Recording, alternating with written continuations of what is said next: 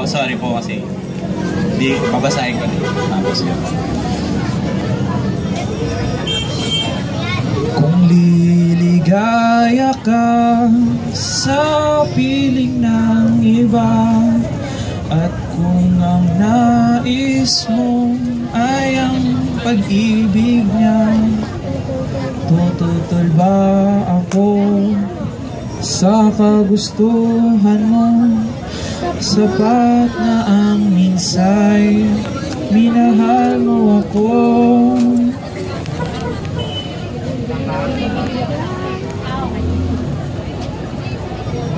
Hindi ko na alam kung ano ang sasabihin sa mga bata.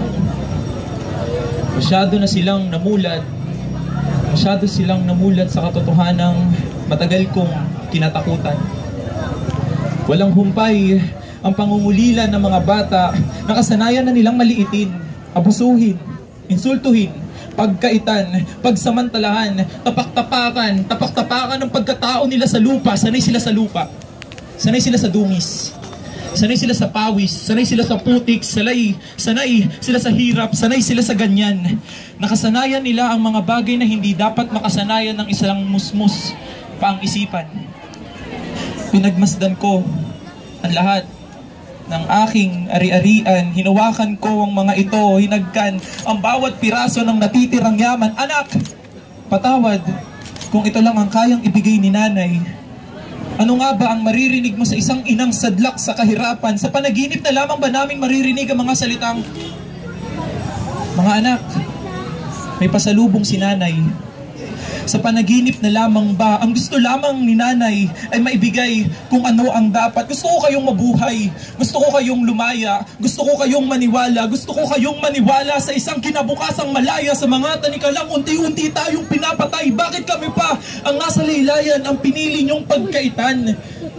Kung bilang na lamang sa aming kamay ang aming ari-arian, inaangkin sa amin ng mga bata ang matagal na naming pag-aari. At kahit kailan ay hindi nyo maiintindihan ng isang hinagpis. Ito ay isang hinagpis ng isang inang nagkulang. Ang mga bata'y matiisin, sila'y mapagtimpi. Ngunit napipilitan silang maghimagsik, napipilitan silang maghimagsik, napipilitan silang lumaban para mabawi kung ano ang dapat ay sa amin. Dapat ito ay sa amin. At sa amin itong yaman. At sa amin din tong kahirapan. Ito ay pag-aari ng kahirapan. Ito ay pinagyaman ng kahirapan. Nais nila ng alat. Nais nila ng tabang. Bukod sa lupay, sanay din sila sa sangsang ng esterong pumapahid sa kanilang baga. Nais nila ng asul. Nais nila ng biyaya. Nagsasawa na silang malunod sa baha at sa tubig nitong puro kaitiman. Nais nila ng perlas. Nais nila ng ginhawa. Ayaw na din kasi nilang balikan ang mga oras na ginawa nilang palamuti ang basura. Ginawa nilang palamuti ang basura. Sa amin itong yaman at sa amin din tong kahirapan. Isa bang kasalanan na kami ay maghangad? Isa bang kasalanan na nais naman naming baguhin ang istorya? Isa bang kasalanan kung nais namin ng istoryang papanig naman sa amin, isang istoryang sa amin ay uukit? Gagawin natin itong isang istorya na kung saan ang dukhay tumayo sa sarili nitong paa. Ang mga paa at kamay namin ay masyado nang sanay sa putik at lupa at ang sangsang ng estero ang bumubuhay sa mga bata, bumubuhay sa amin.